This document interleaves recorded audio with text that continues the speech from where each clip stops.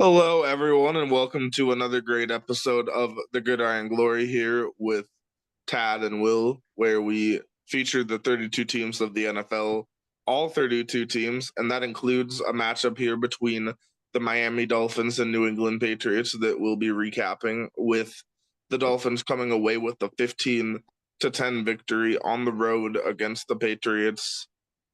Behind Tyler Huntley starting at quarterback, they've tried many different options at quarterback since the unfortunate injury to Tua.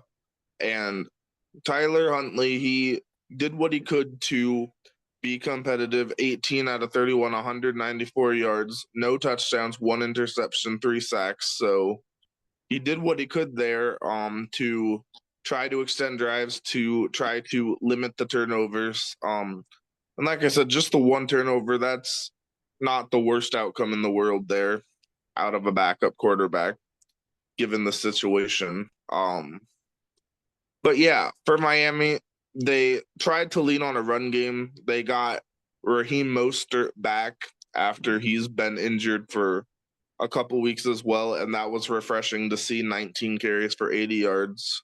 You also have the young running back Jalen Wright, 13 for 86, a very quality average there. So Also, shout out to Alec Ingold. I think he had a very solid performance. absolutely, Alec Ingold, the fullback, had a touchdown. And anytime you can get your fullback involved in the game, get them the ball, get them a touchdown. That's nice because they do a lot of behind the scenes work that nobody sees. And Alec Ingold's one of the better fullbacks in the league. So nice to see him get paid off. A very nice outing for Tyreek Hill as well. 6 catches for 69 yards. I mean, yeah, absolutely. Probably about the perfect amount of yards that you could achieve. A very nice performance, yes. Uh, you would have liked to have maybe seen a touchdown in that, but Miami did win, so you'll take it. With a backup quarterback that's not Tua Tagovailoa. Mm-hmm. And do we know anything about the return of Tua? I mean, as far as I know, he's still week to week. I mean, it's no real updates been given. I'm pretty sure he won't be playing this upcoming week, so just play it by ear, and they'll just keep doing what they can to try to compete. I mean, honestly, it's a big win here without Tua to stay somewhat relevant at 2-3. You lose this game, fall to 1-4. That then you're looking at a bit of a problem in the standings. But now, if you can get Tua back, then we'll see if they can get back in the playoff hunt in a loaded AFC. But this was a win they sorely needed, and they converted. Yeah. Yeah. And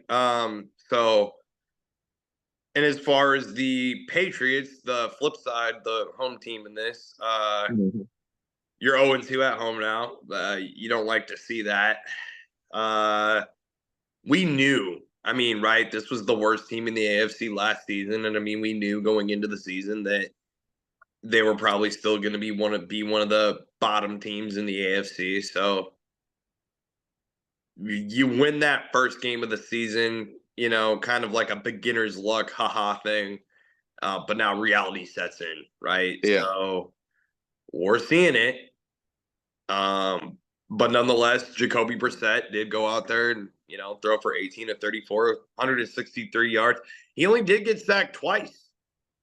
So New England's offensive line, probably a better performance in this game than previous games. And with an already very struggling offensive line, that's a positive to take away from this game, is that they were able to keep it close enough so that Jacoby Brissett could at least conduct an offense somewhat properly. Ramondre Stevenson, probably the best performer on the offense, 12 carries for 89 yards and a touchdown. So shout out to Ramondre. I mean, and he's also been having fumbling issues the past few games. So it was good to see that Ramondre Stevenson was able to hold on to the ball, get a touchdown for your team, which I probably at that point in the game, got Patriots fans excited.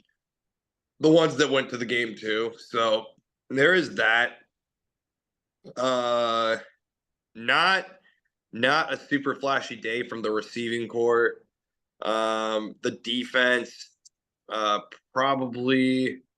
I mean, you had a few standout players like Del Pettis, Joshua Uch, Keon White, even Jelani Tavai, the linebacker out of Hawaii. And I do want to go ahead and get your take on him as a linebacker, and like, where would you rank Tavai as a linebacker overall in the NFL? Yeah, I mean, you got a guy like Jelani Tavai, and he's doing what he can to establish himself in the league. He's been around. He's started his career over in Detroit, and now he's been with New England the last 4 years, including this year. He's last year was his most effective year for Tavai. Had a career high 110 total tackles, 65 solo tackles, and also forced a pair of fumbles with 2 interceptions. So he's starting to establish himself. He's definitely not a premier linebacker in the league, but he's one that's a role player. I mean, I'd say he's a role player, but he can be productive in his role. I mean, you need players like that. Everybody needs a player like Tavai that can just step up and do what he can to do his job.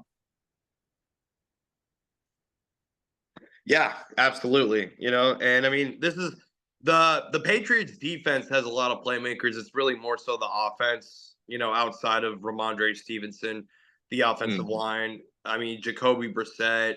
I mean, you kind of feel like Jacoby Brissett really at this point is the placeholder for Drake May. You really feel Yeah, like that's kind of the Patriots' long-term plan is to develop Drake May and try to turn Drake May into the future quarterback. But kind of just yeah. for right now, Jacoby Brissett I, is the I'm I'm glad you mentioned that because they've actually announced that Drake May is going to be starting this upcoming week. So it's going to be a big shift there as they're finally giving Drake May a chance to enter um his hat into the fray as a rookie quarterback. So it's going to be interesting to see how the well. Drake May era begins next week Well, do you against the think Jacoby Texans. Brissett deserved this benching? Like, do Yeah, you think he I deserved don't it, or do you think it's like circumstances beyond his control? I don't know if it's as much about deserving or anything. It's just that I'd imagine they felt like they needed to do something exciting, and whether or not he deserves it. I mean, Jacoby Brissett hasn't done a whole lot to like lead to winning, so I mean, you could say his performance hasn't been great. It certainly hasn't been terrible. I mean, he is performing in a system that's not very productive. Well, you've mentioned the offensive line. We know what With that is. with a rookie head coach in Gerard Mayo as Mhm. well. A rookie defensive-minded head coach. Right.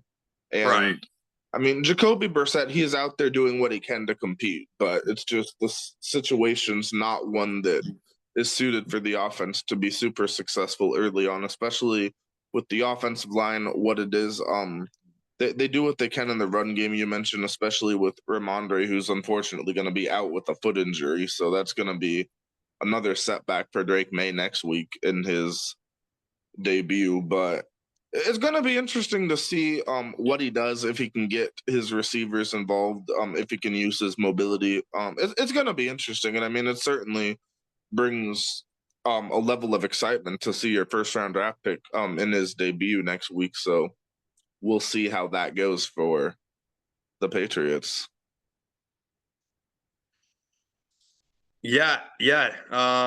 I kind of really don't have too many final takes on this game other than just Miami, can you get Tua back? And New England, Mm-hmm. let's go Drake May, right? Yeah, let's go, Drake May. Let's see what we get there.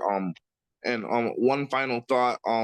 really impressive outing from the Miami defense. We didn't really give them a whole lot of credit. They hold um, New England to just 3 points in the last three quarters of the game.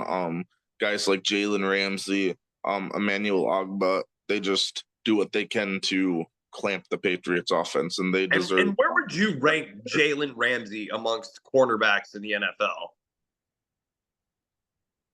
I mean, in his prime, he was right up there with the best of them. But I'd say in his current veteran state, he's probably still around like, I don't know, top 20 maybe.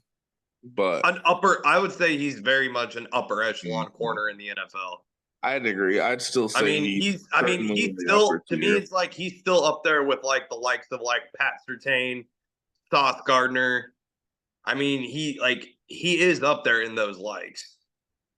I'd probably put him a tier below guys like Surtain and the top tier, but yeah, he's still a quality cornerback. He gets the job done. Doesn't have the athleticism that he once had in his prime, but he's still a guy that can make plays. Would you say he's better than the Honey Badger? I think they're fairly comparable. I think they're in about the same tier. I think that's a good comparison. Right. But yeah, looking ahead, still nonetheless a reliable enough, even past his prime, a very reliable corner. Certainly. I mean, he's a guy that you want to have out there that can do what they can to lead a defense, with experience, with quality effort in the back end of the defense. So that's someone that you can look up to. Looking forward for the Dolphins, they will be in Indianapolis against the Colts in their Week 6 matchup. So thank you all for watching another great episode of the Gridiron Glory. Please like, follow, and subscribe to continue following our NFL content throughout the season. Thank you.